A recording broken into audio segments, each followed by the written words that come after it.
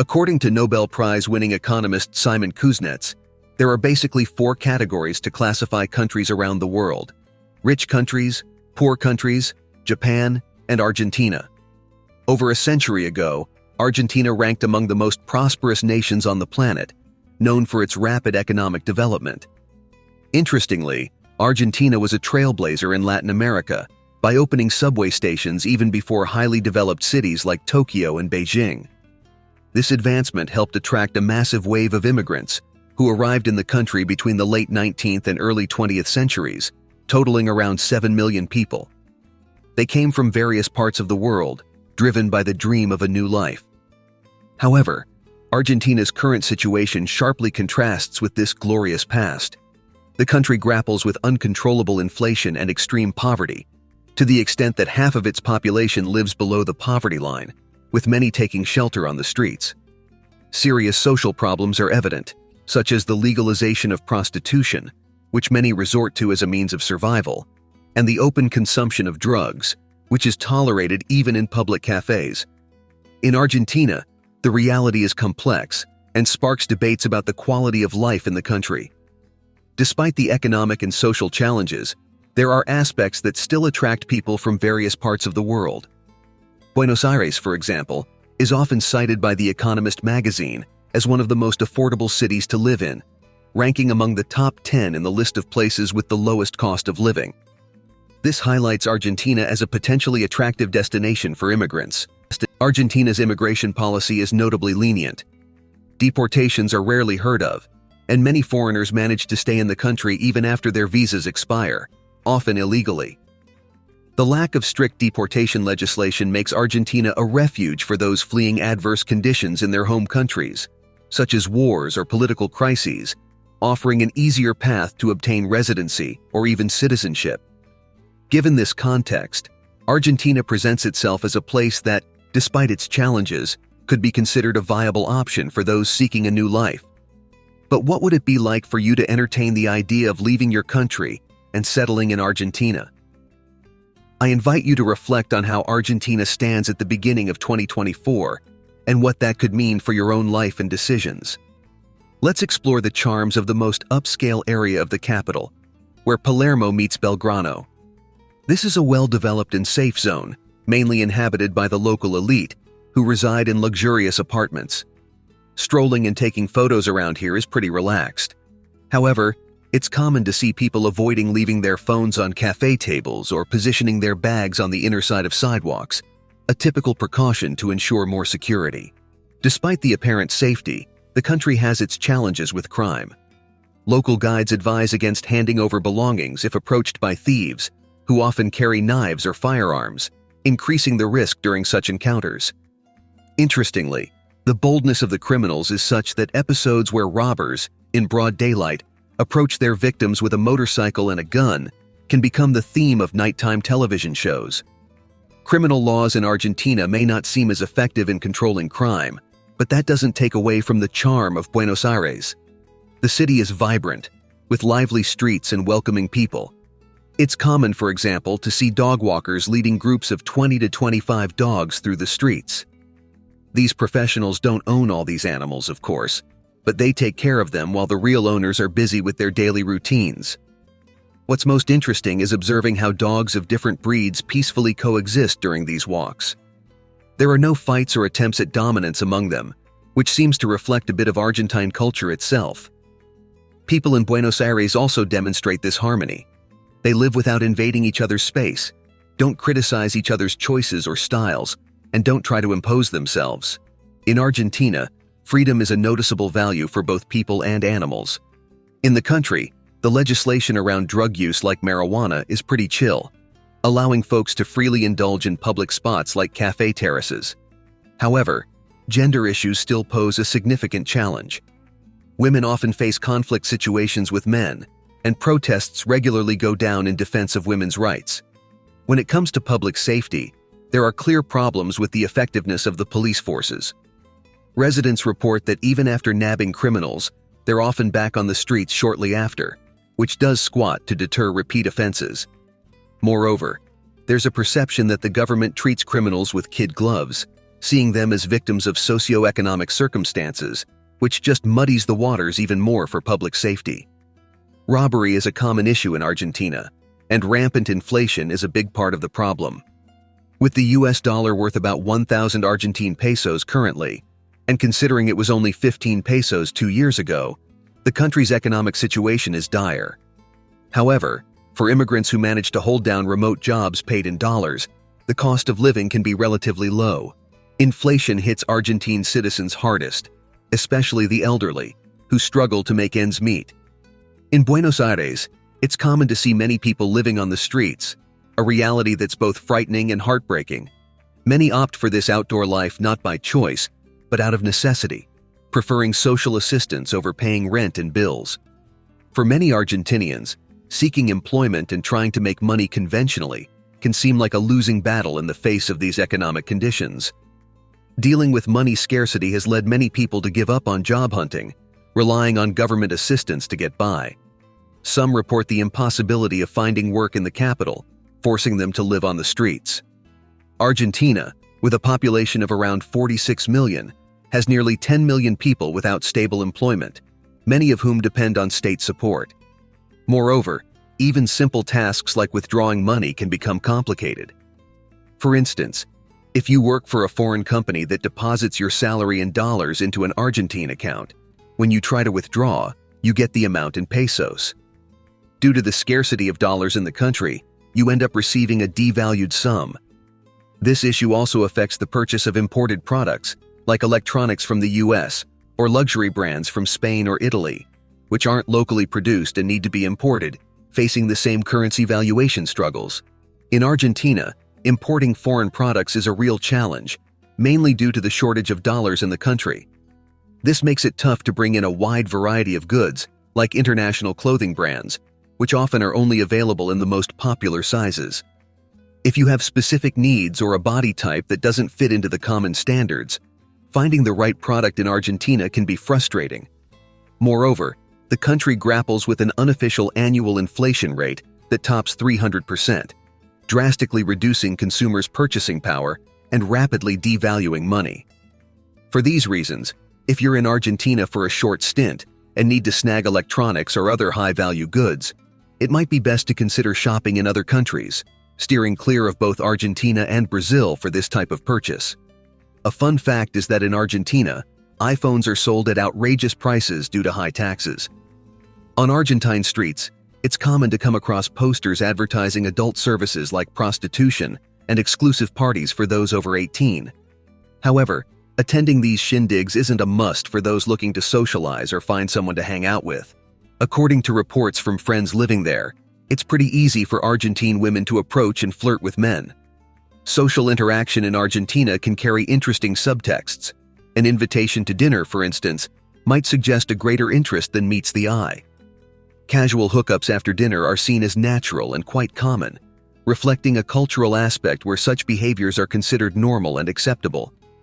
In Argentina, to win over a woman and establish a relationship, you don't need to splash out on expensive gifts. Kindness and politeness are highly valued and enough to earn respect and admiration in the country. Character integrity allows serious relationships to develop quickly, sometimes right after casual encounters, like a dinner. As for style, Argentine women tend to go for a bold and enticing look, often rocking black leather pants or loose, sexy black dresses, even during the day. There are reports that they are quite proactive in approaching men on the streets. Though it can't be confirmed for sure, there's a belief that despite strong emotional bonds, both married men and women in Argentina may have extramarital affairs, including with their bosses. In Argentina, folks are pretty chill about relationships and marriages. Having a side thing, for example, isn't seen as marriage sabotage. It reflects a mindset that's all about valuing individual happiness in the moment. The country also stands out for being progressive on LGBTQ+ rights. You can spot dudes holding hands, and LGBTQ+ folks can express themselves freely in the streets without social pressures. Plus, in Argentina, women have the freedom to tie the knot with other women, and the legal system supports LGBTQ+ parenthood in inclusive ways. Same-sex couples who decide to have kids, whether through assisted reproduction methods or adoption, are both recognized as moms on the child's ID. Interestingly, there's no need to label the child's gender on their ID documents, showing a more flexible and inclusive approach. What's more, most parents in the country aren't in traditional marriages, showing a general trend of moving away from conventional marriage norms. In Argentina, it's pretty common for folks to start their families in their 30s, balancing kids and relationships, with many opting to tie the knot only after hitting 35. Local society sees this as totally normal, with no stigma attached to being a late-life parent. It's not uncommon to find someone at 45 having their first kid. The typical life course for many Argentinians involves partying it up until their late 20s, focusing on their careers during their 30s, and only then starting to think about settling down.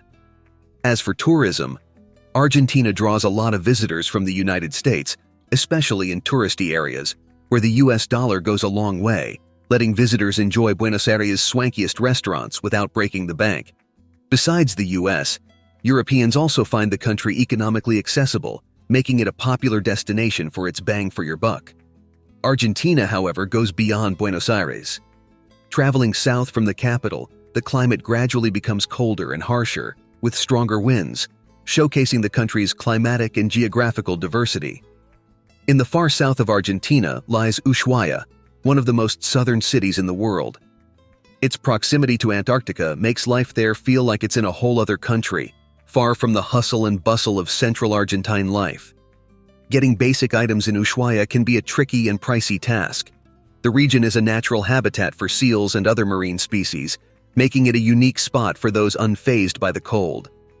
On the flip side, if you're more into milder climates, it's worth checking out the north of the country. There, the weather's much warmer, and rural communities are lively and welcoming. The northern scenery brings to mind those old Western flicks: vast deserts, houses made of stone tiles, sparse vegetation, and orange-tinted mountains. Looking at the folks in these areas, you can see a more pronounced expression of concern compared to the city dwellers, as many live on a much tighter budget, often not exceeding $200 a month. A big chunk of these residents have indigenous roots, with many having migrated from neighboring countries like Bolivia and Paraguay. There are reports that the roots of residents in some regions of Argentina trace back to ancestral indigenous communities of South America. These folks, keeping their cultural heritage alive, often sustain themselves by selling crafts and food on the streets. In contrast, the population of Buenos Aires has a strong influence from Italian and Spanish immigrants who settled in the city generations ago, resulting in a rich cultural mix. Walking the streets of Buenos Aires as a foreigner, you might be led to believe that everything is picture perfect. The city flaunts its best side with its modern airports, well-maintained roads, abundant green areas, and impressive architecture. The initial impression is of a prosperous nation, especially when you see bustling restaurants, which might make you question the crisis news that sometimes circulate abroad. However, delving deeper into the routines and daily challenges of Argentinians, you start to notice and experience the complexities and hardships they face, understanding that reality doesn't always match the initial appearance. One might think there's a political strategy in keeping people in a certain level of poverty and need. In Argentina, for example, dining out isn't just a daily activity, but a cultural trait. Even with limited resources, Argentinians value socializing in cafes and restaurants, where they can unwind and enjoy long breaks, like the traditional siesta. These leisure moments are essential to them, perhaps more so than worrying about the country's economic hardships.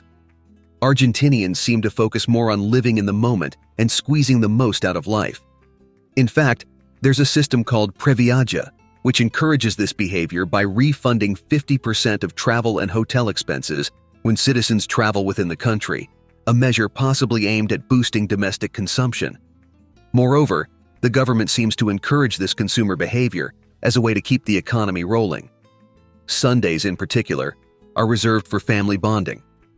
People go out in groups, hit up restaurants or parks, preferring to savor good wine and meat dishes rather than stay at home. This habit underscores the national preference for enjoying life and simple pleasures in community. When you look at the clothing of Argentinians, it's easy to notice a preference for simplicity. Flashiness isn't part of the local lifestyle. In fact, Trying to impress with expensive clothes or luxury cars isn't just unnecessary for socializing in Argentina, it can also be unwise, as it might draw unwanted attention from criminals. Moreover, don't expect quick and efficient service in every sector in the country. Whether it's household repairs or product assembly, service provision can be slow, and often you might find yourself in long waits. However, what truly stands out in Argentine culture is the fervent patriotism of its people. Despite facing various challenges, Argentinians have a deep love for their country, know their history well, and above all, prefer to stay and spend time with their families rather than seek opportunities abroad. This loyalty to their homeland is one of the most admirable qualities of Argentinians. In Argentina, it's common for families to live together in large groups until their children reach ages between 30 and 40, a practice that's partly a response to the country's economic situation. While in places like Europe or the United States, young adults in their 20s might already have their own studio apartments, the Argentine reality is different due to inflation and lower wages, making it difficult for younger folks to afford properties and keeping them at home for longer. This arrangement also reflects a strong emotional bond, both from parents to children and vice versa. In terms of living costs, Argentina offers some advantages, like the low cost of gasoline, about $0.50 per liter, which even attracts Uruguayans who cross the border just to fuel up their vehicles. In Buenos Aires, the average rent is around $500, though in more desirable neighborhoods like Palermo, it can go up to $1,000. Monthly food expenses for a family of 4 can range between $500 to $600. Dining out is a common habit since cooking at home isn't as frequent. For a comfortable life in the capital, an individual would need an average income of around $2,000 per month. These are some nuances of life in Argentina. And that's a wrap. Hope you guys enjoyed the video and learned a bit more about life in Argentina. Don't forget to subscribe to the channel so you won't miss our upcoming videos, and drop your comments down below. I want to hear what you think and what your experiences are. Until next time.